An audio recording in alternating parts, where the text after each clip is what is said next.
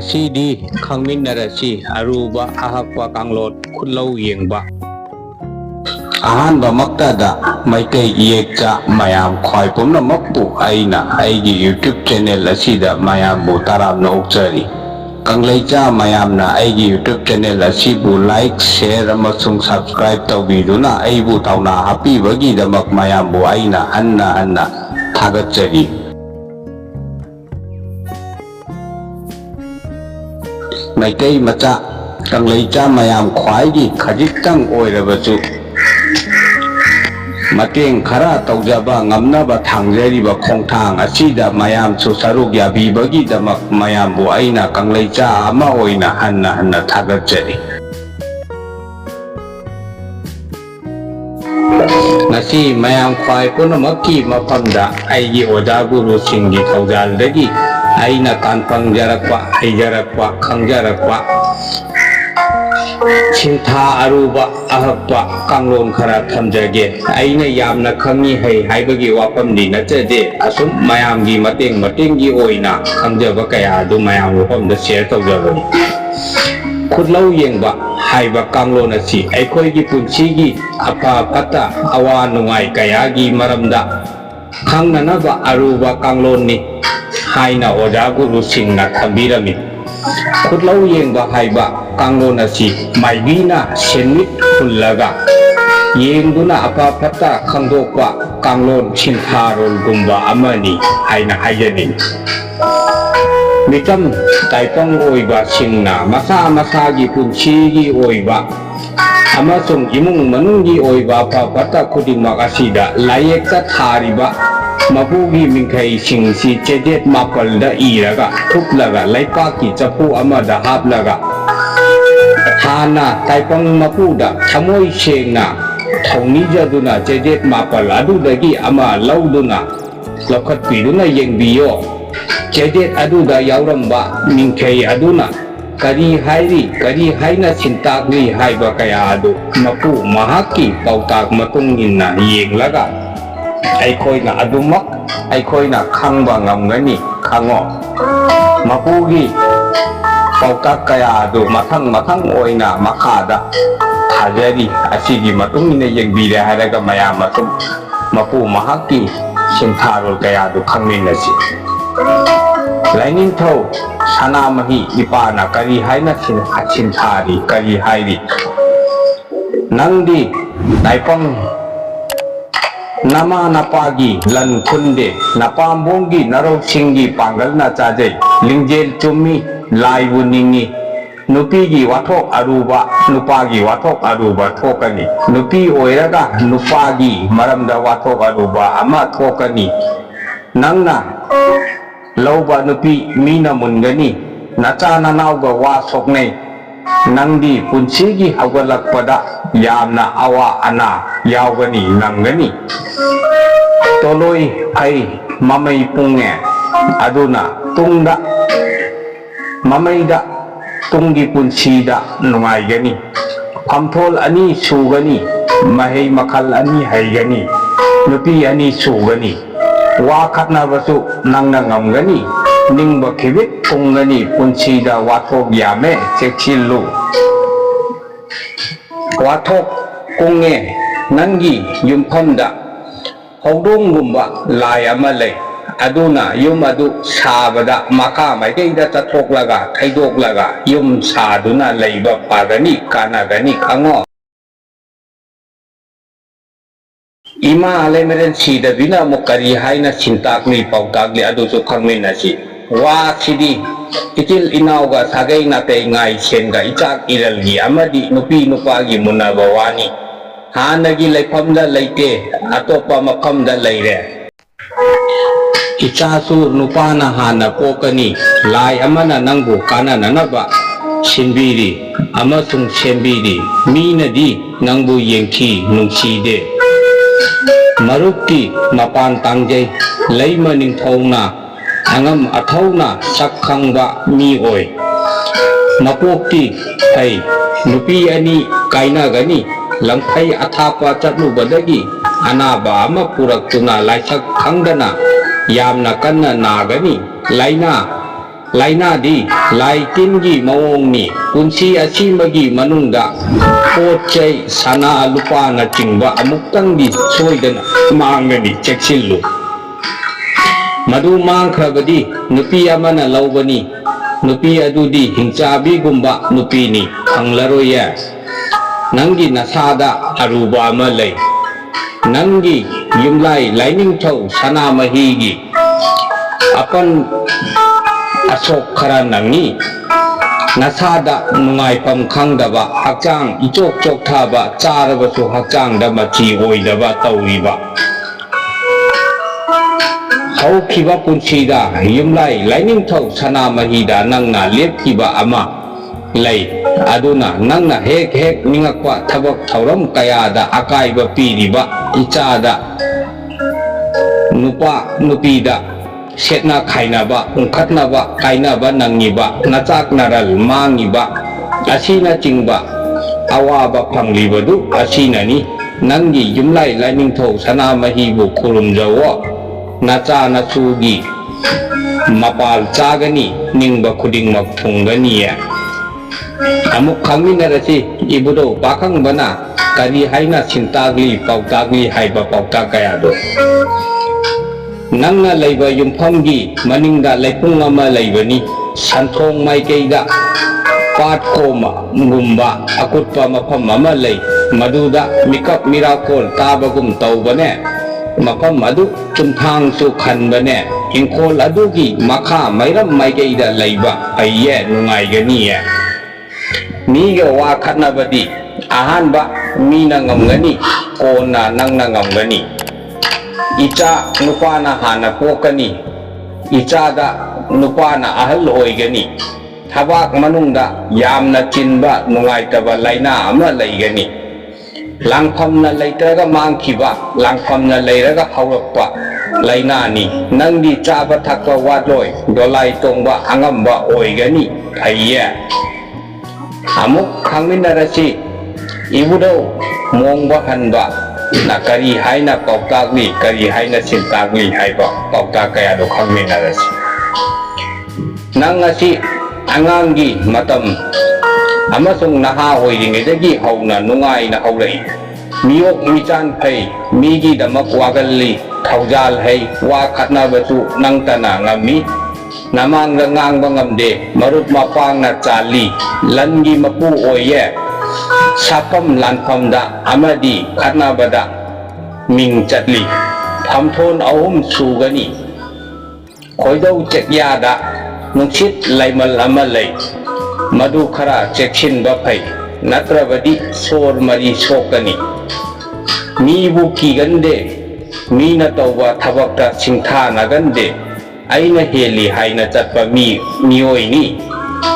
pochai mangbadachu hekka phangalli mingonda wa haibada apanba naide mina nungai ni nungai roi haiba khantha ba leitana haige ningba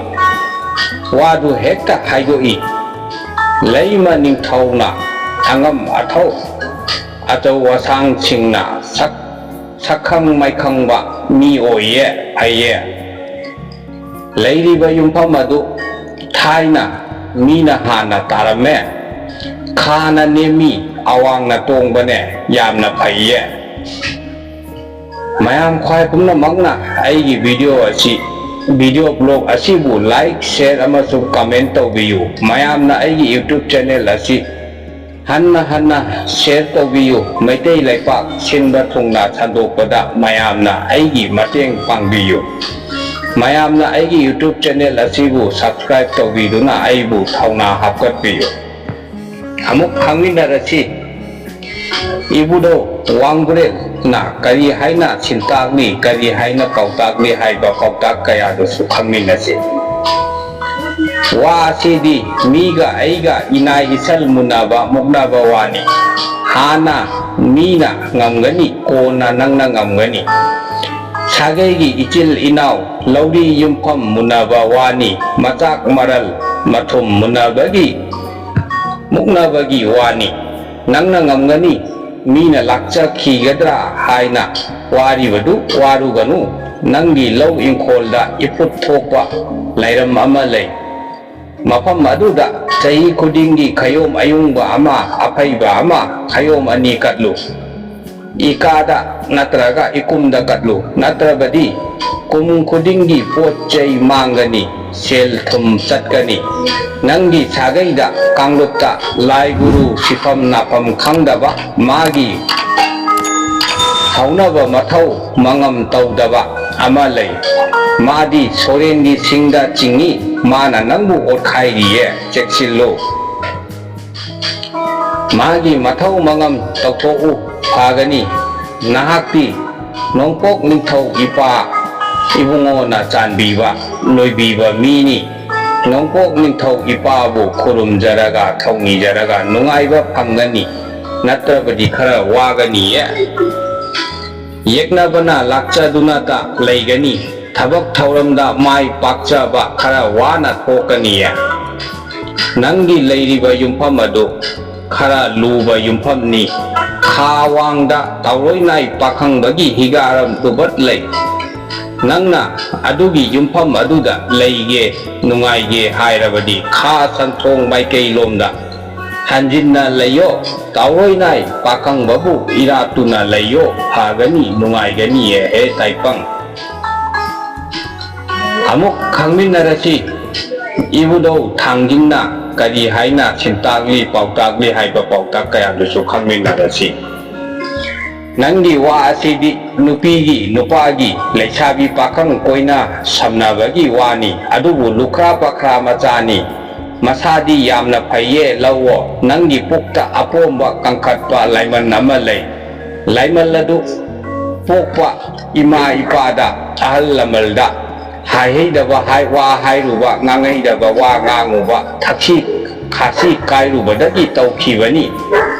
nangbu pokchaba ima ipa ahal lamalda makoina chaningba apambadu pijaduna phi thonbiduna makhong paiduna lanfe haiduna kurumu phagani awa ana pumba kokani nangna wana subada mina chinthana de kalak yenkhiba yami wa khatnarabasu nangna ngamgani yumphamdi maningda pung ama lay awang thangbada khong ama kari maduda angang nubina amang asoi taurabadi apat anom apom atang taugani khayom chaban piraga hekta phagani makha maikei romda khara thaitharaga layu nungaigani nangna wari badudi nangi yumda uchek ama changki madu mathau mangam tawthokri adunani thabak tawbada turei irei thangli badu kokthoku nungaigani karigumbada mayamna hainingba hangningba khangningba laibirabasu comment tawbirakpa yagani aduga karigumbada yamna aruba mayamna khanganingdaba wafam laibirabadi mayamna aigi FB da oina message tawbirakpa yagani mayamgi privacy gi mamal aina thamjagani aigi FB gi link aigi video asigi description da oina hapchakharabani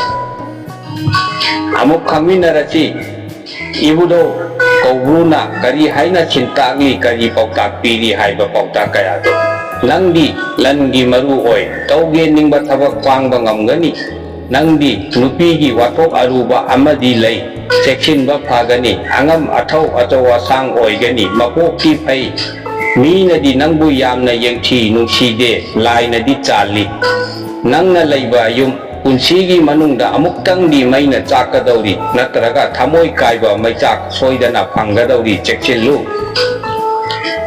ingkholgi mamang thangba sarukta komgumba ama lay maduda lamuhigumba lai amuba ama laibani maninglomda khara hanjinna layu ai nangi nasada yada chikpa yagi yakhongna chikpa athin arengba gumba laina ama lay nangi sagaida kanglupta changna mangba sidringaida lamboiba gumba ama laiki khango adugumlaba changna mangkhiba ahal lamal singdugi mathau tawthou ana ayek kokani lalthum chawkhatkani tawruba thabak khudingmakta mai pakpa ngamgani mai pakani amuk khangminarasi ibudau marjingna kari haina chintakli kari haina pautagli haiba pautak kayadasu nangbu popa imadi atopada ongure natrabadi haruba natraga haina chinaruraga kaina duna taururaga nangbu popa ipada laibani ningliba wapam asidi ipu ibaiga wa sokne adusu nangna ngamgani hamnaige natraga nupi longe khalli madu tauruganu mina munkhini kanaroi nangdi wana haurakpa mini mina wathai lanthai dinduna ikaiba phange tawi madusu nangna ngamgani nangna hangliba wapam asi nupigi wani mau oirabadi nupa ani suraba nupini laisabi oirabadi cheksinna koinaba natraga haina singnaba nupa ani suraba nupini hojiksu mahakna lepi ukchel hongdri misak khangninglabadi khajai anigi manungda sambru amaga chimbanda sambru amaga thongbani madu nangine laina tambane atai nimugano arembani aduga aruba amana chahi ahum dagi tadana kuiraba wa maina chakpa gumba miga khana nanaba waram ama lay chekshillo madu singna luna kotno nangna di ngamgani haibabu khara luiya pot mangbadi sana lupa likkot mathawai pandaba potni phangani warugano nangdi yumda lil ahum lak changkhre changdrabadi mahu panba thodok ahum thokre yungi laining thau sana mahidu laitare yungi laina lamlai sare imungda amaga tinaba yadaba khana chainaba wathok wayamba nanglibadu adunani ahal lamangi lal khunde ithantagi irausing ipangana mi oigani wana hawgani toloi phai mamaida yamna nungaigani laima ningthauna angama thauna sakhang maikhangba mi oigani phaiya amuk khangminarasi ibudo kori phabana kari haina chintakli kari pautak piri haiba kaya pautak tusu nangdi sagaina marup mapangna yengthi nungside laina di chali pukning takna layo ningba khibik thungani sai maital arababu khutna paiba gumba aruba wathok ama lay sagai gi ichil inauba thokna gadaba wathokni madusu nangna ngamgani nupidi ani sugani mi ataina lai ataina chandi isada aruba ama lay madudi unsada sayonda chikwa khumit khudangda yairongumba apomba atang tauba ama lay ising thongda panbagumba mangbada bera taugonba laina ama laygani madu khumkhong lairemani irong ahum phangbada khayom chaban katlu phaganiya ipa ipu popa sagegi apokagi laman toli madu khurum thou hengkhang anirak sure awaba langpam pibasi itu icha kaina bane ingkholda yumda khudam pibani yumphamdi nongpok tonge nongchok kutle awang phaiye maduda ko mama laibani amang asoi taurabadi apat anom taugani madu taurabadi khayom chaban piraga kokpa ngamgani ya asigumba khangbada yamna kanaraba atai su mayam ama lairi atai di aigi mathangi video blog asida amuk khangminnarasi ayum sidaba mapu kuru sidaba